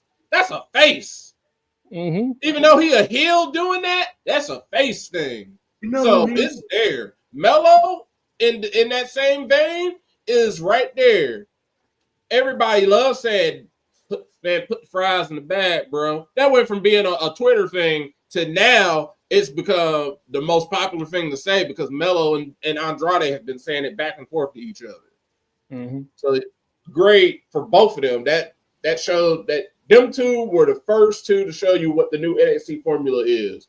They're going to be hated. They're going to be loved. And when they get to the main roster, it's up to Triple H to decide on what side he wants. You know what? With Braun, he has really become a perfect mixture of his dad and his uncle. Mm-hmm. Yes. Like on the mic, he's his uncle. Where my dog's at, that's the equivalent of Big Papa Pump is your hookup. Holla if you hear me. Exactly. And then in the ring, he has the intensity of his father and the brute strength and athleticism of his uncle when he had the shag. Damn right. Shag Scott, peak Scott for sure. Mm-hmm. That's peak Scott, baby. No, yeah, he's a great comment. You're correct. Absolutely. And since we're talking about moments, and at this point, it's become very underrated. But we got to mention it, man. We mentioned Jacob, but having Tama Tonga and Tonga Loa show up too, after years of them teasing it, after years of them going back and forth on Twitter with the Usos, and now we're finally getting it to the point where we're about to experience War Games, the new Bloodline, which includes God versus the original Bloodline, which includes the Usos. We finally got it. We cannot. And as much as people have said that this Bloodline storyline would get old, it hasn't. They found a new way to get us. No, you're right, Matt. I was wrong. Okay, Jesus, I get it. I was incorrect. Fuck. You're gonna remind me because even I agreed. This ain't saying you was wrong. We was all wrong because at some point I'm like, okay, this is gonna get old. But like, Mike, you're right, like it was 2016 was like when the Usos were finally turning hot again, and then the Usos were talking shit with God and vice versa. Who would have thought 8 years later we have them in a fucking War Games match? Right. Like that is insane. And now, like the way they've went about, like I know we all just kind of just stared at Roman like, whoa, we're in the bottom of the fifth inning. And we're like, oh dear God, go. And then we're over here like, they're going to War Games, yeah. Yeah, now we're like, oh shit, I guess it's gonna go a lot longer. All right, you like cool. Get me back with them. It's like, oh my God, what's old is new again? It's retro Bloodline.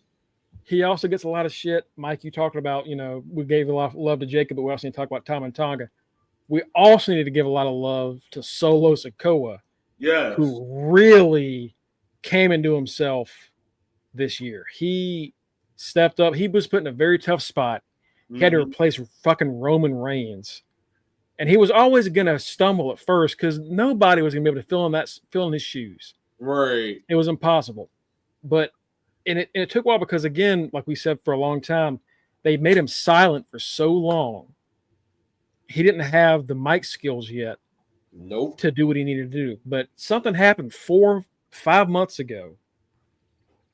And he has just been fucking entertaining. He's been great. He's been funny. He's been demented. He's been insanely dangerous. They've shown every side of Solo, and if anything, they've shown us that he is ready for when he officially does go solo. Everybody in this group is getting prepared for when the Bloodline, when this saga, when it's probably 5 years from now and WWE Vault is saying, here is the complete Bloodline saga, 48 hours, part one. When they sell those DVD, those Blu-rays, baby, oh my God. When they're trying to implant it in our brain or whatever they're doing 5 years from now, whatever the new technology is, on the iPhone 28 million and on the PS8. No, they'll still be on the PS5. But PS5. No, it'll be PS6. PS5. Right. Yeah, it would definitely will just come out. So at that, they're getting everybody prepared. God and the Usos should be retired. Roman should be retired. So at that point, it's going to be Solo and Jacob and whoever else shows up to carry on this story. It's going to end. Apparently, it's going to end. But we already know when it does end. At this point, the Bloodline feud. The Bloodline is the Star Wars of WWE. As much as we saw, it was a rumor I saw. They were trying to talk. They're talking about doing another. What is it? What episode did we end on? Return of the Jedi. 9. They're talking about they're going to do a 10. So I was like, no. They are. They're doing a new trilogy. That's happening. I know. They need to just let it go. Just let it go. That's how we gonna be with the Bloodline, because that's essentially. See, that's why I started saying people should be retired 5 years from now. But because of the folks that we have currently, Solo is the baby. Jacob is still in. I don't know how old Jacob is, but he's probably going to be wrestling 5 years from now. That is going to carry, and whoever else shows up is going to carry on the seeds of this multiverse, just like Marvel does their bullshit. So whenever there is a down period, boom, they can start the Bloodline shit right back up. Roman will probably be uber duper super part-time by that point. But the tribal chief, he'll be in Hollywood by that time. OTC can always come back for a one-off. He'll be in John Cena mode by then. Oh yeah. Jacob gotta be 38. I'll let you know, Cookies. Jacob Fatu is 32 years old. I'm older than Jacob Fatu. Wow. Jacob Fatu is young. Jacob Fatu is young. Oh yeah, so he gonna be in his damn prime. He's gonna be in his. He ain't even reached his prime. Like he is. Yeah, that 5 years from now is his prime. Yeah, isn't that crazy? Isn't that insane? Him and Solo are going to be fighting at WrestleMania at some point for a title against each other, and they're going to use the Bloodline as the whole thing. I ain't your sidekick no more. I'm my own man now. Oh no, you gonna acknowledge me? I was your tribal chief then, and I'm gonna be your tribal chief now. It writes itself.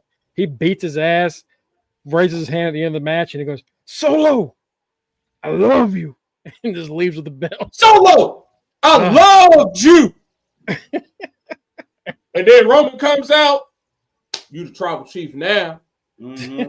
Boom. Roman gonna put a roll of rock. Exactly. Also, the moment I freaked the fuck out for was because Jimmy just tried to talk to Braun about joining them for War Games. Man. When Jacob and Braun went face to face, that entire arena shot to their feet. Wrestling Twitter blew up of, oh shit, oh fuck, no, they're gonna do it. Braun Jacob. We all saw the money, like we went turned fucking Looney Tunes characters. Our eyeballs turned into dollar signs. We were like, all right, I'll pay for this right now. Mm-hmm. I'll pay that $40 premium price. Shit. So the future is looking bright in wrestling all over the place. It's looking fantastic. This is one of the, I think, better years for the business as a whole. Not just money wise, but there's a lot of stars out there now. Like AEW had their moments, like even the whole Bryan Danielson saga. That was money. They're still flat, like it's much. They're firmly in second place, and they're comfortable with being in second place. They haven't taken any. They haven't tried to go above and beyond like they was earlier in trying to fight WWE. Just know you're not going to beat them and be happy being in second place. Like TNA is not trying to come after y'all. They are happy being where they're at. Everybody is happy in the spots that they're in. And wrestling is better like that way. Nobody's fighting each other. Everybody's having working relationships with someone.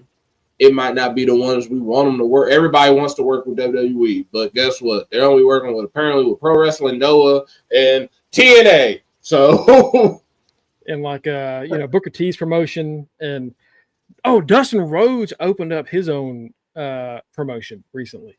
Okay, and he's still not re-signed with AEW, and I'm thinking he's about to go to WWE. I would say that man holding out for a legend deal. He's about to hook his school up with WWE. Yep, and then go be with his brother. Like it's coming, but he's definitely waiting on that Legends deal, and then we're gonna see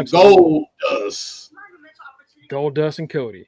But yeah, no, it's a great time to be a fan, and I think we all got tired of the fucking war discourse of like this side or that side. We got tired of it. We thought we wanted that, we did, and then after a year or two, we were like, all right, we can stop talking about each other every single show and making every tweet a fucking battleground. Like, remember, you have an audience to entertain, and we don't care that y'all don't like each other. We just want to see wrestling. We don't give a shit at the end of the day. I was thinking of, like, the clear cut. Well, before I get there, because I know we had mentioned Gunther. Just seeing his reign of just dominance this year, for me, has been one of my favorite moments. Like, I wish he would have capped it off by winning that big ass belt in Saudi. He should have. He should have. He should have destroyed Cody. Cody would have been all right. Cody could have took that loss. Mm-hmm. But whatever. But yeah, just seeing Gunther, it just shows that that's Triple H's guy. If anybody is Triple H's guy, it's Gunther. Yeah. But isn't that crazy? Because like when it was Vince here, he hated people that had accents. Vince wasn't going to put the belt on Damian Priest. Vince wasn't going to put the belt on Gunther. You know what I mean? Mm-hmm. Since Mania, essentially, the world title's been held by non-Americans, like as far as like if you want to like what you're representing, you know, technically Puerto Rico, you know, and like if you think about it, Priest is from New York, but like it's still. It's a throwback to the old school WWF. Like the early days, like when Vince Sr. and initially, like with Pedro Morales and all those sort of folks, all those people were like, I don't know these folks back when it was WWF, the 3 W's. Like they essentially reverted back to that when wrestling was multicultural. It wasn't as racist. It was just like they kind of used stereotypes, but it wasn't as heavily racist as it got to be at some point. But yeah, it got real weird for certain. But like essentially, it went back to old school wrestling where every ethnicity had their guy, and they all got to be champion at some point. Like you brought up a great point. Every champion has been a non-American. It hasn't been an American because Cody he's John Cena. He's the American, the white meat baby face. He's the Hulk Hogan, John Cena, Stone Cold. He's the money maker. As much as some folks are saying, oh, Cody's reign sucks ass. It's making money. And that's what he's there to do at the end of the day. To make money. Cash and that's what he does. Because every time he's going to be on College Game Day this Saturday as the celebrity guest picker. I don't know why. Because he and Pat, I don't know, Pat's like, hey, get a WWE guy here so I can get a check. I bet, because he'll be the second one of the year. It'll be Sheamus and him. I wonder if he gets money every time he's able to get a WWE name on ESPN somewhere. He gonna get them drunk ass people on a Saturday morning and go, whoa! Lee Corso is gonna have a fucking heart attack when they do that shit. Hey, it's gonna be. I'm ready to see Nick. I'm ready to see Nick Saban. I can't believe Nick Saban and Pat McAfee became so close so fast. I really thought he was gonna. I just love that the fact they let them cuss at 9:00 in the morning on TV. Mongo, yes, they do. You know the old saying, Mongo, opposites attract. Yeah, you ain't wrong. You ain't wrong. They said, shit, y'all are right. Dude, he's one of the most un-American champs, however you say it. I think they really are. Like, they really. I mean, they've always been the World Wrestling Federation, World Wrestling Entertainment. But in the last maybe decade or so, they've really been global. Yeah, especially since TKO, this merger. Think about what they've done now. They've been to France. You know what I'm saying? Where were they before then? They were in Ireland. They're in the UK. Yeah, the UK. I think they have an elimination chamber in Toronto. Like they're all over Saudi Arabia. Whether we love that or hate that, that's still a massive deal. Yeah, like they're literally international now. So it is perfect to have a Gunther and a Damian Priest, and you got Damage Control and so on and so forth holding these titles. Like they are really an international company now. Like think about what they're doing heading into WrestleMania. They're going to spend a whole month in Europe. That whole buildup is going to be in Europe. That's crazy. And that would have been, and if that was the old Vince WWF or WWE, that would have been the WrestleMania Revenge Tour. That's what that essentially would have been. The WrestleMania Revenge Tour. It wouldn't have been on TV. They just would have been a bunch of WrestleMania rematches that we would have heard about. Nobody cared. Now, all 20 years later, they said, no, this can be money. We have the technology to take these shows over there. Netflix has technology to broadcast this shit so you can watch it in real time and not feel stupid if it's delayed. Like, you ain't got to worry about it being taped. They'll just broadcast it real time there, and you're going to watch it on Netflix. And if you don't want to watch it live, It'll be there for you to watch it later. But like, it'll be there as long as you pay your money. Like, they've grown with the time. They have, and I want to go back to what Mike was saying about, you know, them having these guys. I think it's important to notice a difference where when Vince was here and they were trying really to not be that, because once Trips took over, immediately we were having 5 shows all over the world. When Vince was still here, you would have those stars from those countries show up, but they weren't big names. They weren't top of the card people. Like they would go to Japan and they'd be like, here's Shinsuke Nakamura. Like, well, Shinsuke's lost his last 55 fucking matches. Cool. They're happy to see him, but they wish he was treated better. Where now Gunther goes to Germany. He's the most over motherfucker you've ever seen. Zelina and Priest go to Puerto Rico. They're 2 of the hottest acts on the card. So over even though Zelina's barely done anything in the ring since, whenever she hits her entrance to have a match, fans are still giving her a big ass pop. They go to the UK. They have Drew McIntyre. They have Sheamus. They have the rest of Imperium. Like, they have stars that are international, so they treat their international stars like stars, and it's made all those shows so much better. It really made those shows. It's made the international shows can't miss.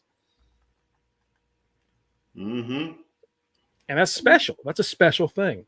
Yep, and you see the crowd reactions. Like, because us as Americans, we've been spoiled. There's no point. It's essentially like don't call yourself the World Wrestling Federation if you ain't, or the World Wrestling Entertainment, and if you ain't going around the world all like that, like especially in 2024, there's no excuse for you to say you have no excuse to not be able to go around the world.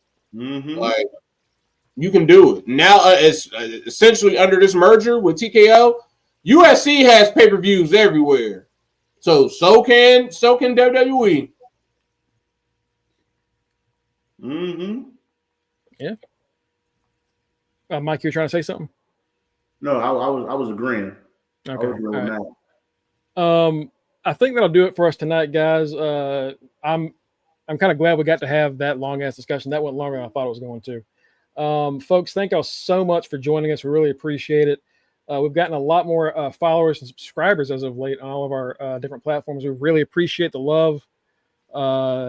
If y'all are new and y'all haven't followed us or anything, you can go to facebook.com/undertheringpod and twitch.tv/undertheringpod. You go there, you give us a follow or a like, anything there. You'll know when we go live. We go live every Monday through Thursday, sometimes on the weekends, depending on what's on. Sometimes we talk TV. We're into Game of Thrones. We've done Last of Us, and Kenny and I just did Interview with the Vampire season 2. So we're always looking for shows to watch, shows to binge. So if you have any you want us to review and talk about, let us know in the comments. You can get us our links at Linktree and Fingertip /Underthing You go there, you're going to get our individual links to go see whatever the hell we're doing. I am at Greg Bush SK. If you go on Twitter, you'll see that. You'll also see on there where my Blue Sky link is, because that place is popping the fuck off now.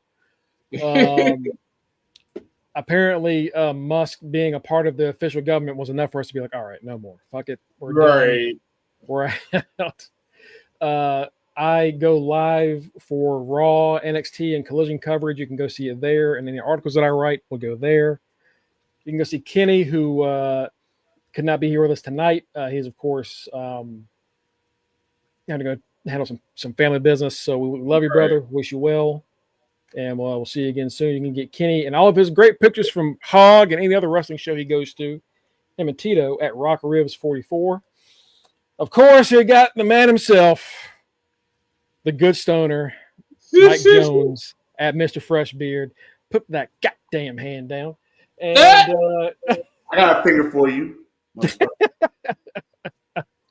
Of course, our Triple Crown champion. Yeah! The Forever Intercontinental Champion, the current Are You Fucking Serious Quiz Bowl Champion, the worst wrestling quiz around, and the current reigning and defending Reggie Simpson Memorial Prediction Champion. Maddie reigns at the right answer. I cannot wait for you to lose one of those belts so I can fucking give somebody else some credit. Jesus Christ. Might be Tito. Speaking of which, you got Tito Borja Maliente. I'm too drunk to even say that shit. He is, of course, our street team captain. He is the Tito Flair of the show. Most belts by any of us, which is very embarrassing. And last but not least, our good friend, local news correspondent, Justin D. I'm going to argue that because I've been on the road this year. This has low-key been my year. You've had a good year. What I'm saying is Tito has a great year every year. And that's the problem. That motherfucker wins it 9 times out of the year. Hey, I'm on Tito's ass. Pause. Hey, yo. I'm on his ass. We'll see what happens, folks. Thank y'all so much. Wonderful weekend. Watch some football. Don't watch Mike Tyson and Jake Paul. Fuck them and do the done. Do the done, y'all. Have y'all a good weekend. Hey. Shout out Frank Thomas. Hey. Fat cookie. Hey. How bad? Done. Bitch. Peace.